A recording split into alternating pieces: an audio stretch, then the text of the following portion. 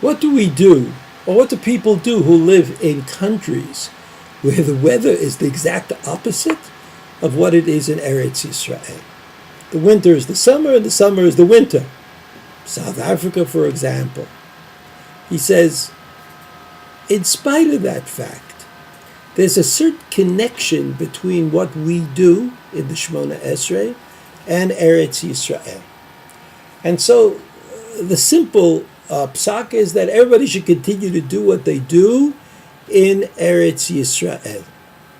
However, if their winter is the summer of Israel and rain is important, it's possible to say V'tein tal umatar livracha in the bracha of Shomei Tefillah, which is the all-inclusive bracha at the end of towards the end of Shemona Esrei.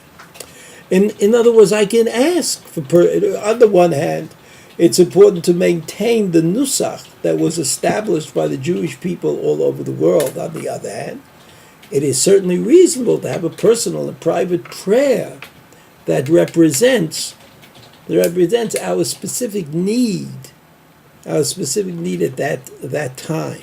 So in the bracha of Shomei Tefillah, you can add a bracha for rain.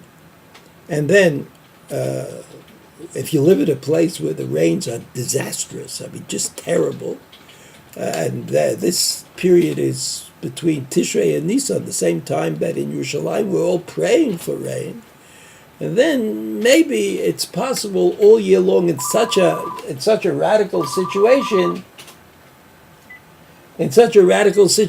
to say B'tein bracha all year long.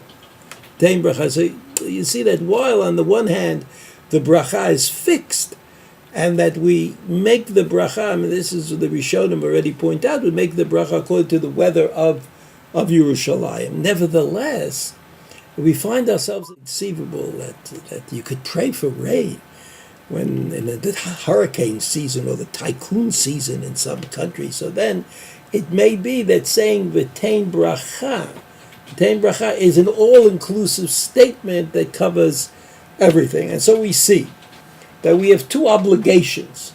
We have one obligation to the nusach, to the way the tefillah has been formulated. And we continue to do that. In fact, everybody knows the story that the Rosh, when he came to Spain, he tried to convince people because the weather was different that they should change it. Of course, the Balabatim, they said, who are you? You may be the Gadol Hador, but you're not going to tell us how to daven. And there's something good about that as well, on the other hand. When the davening becomes totally unreasonable, when it becomes inconceivable that a person in the situation in which he finds himself would say, more rain, then it may be that the other nusach, the bracha, is saying, bracha, let there be bracha in the world, a great blessing, that becomes the more serious demand.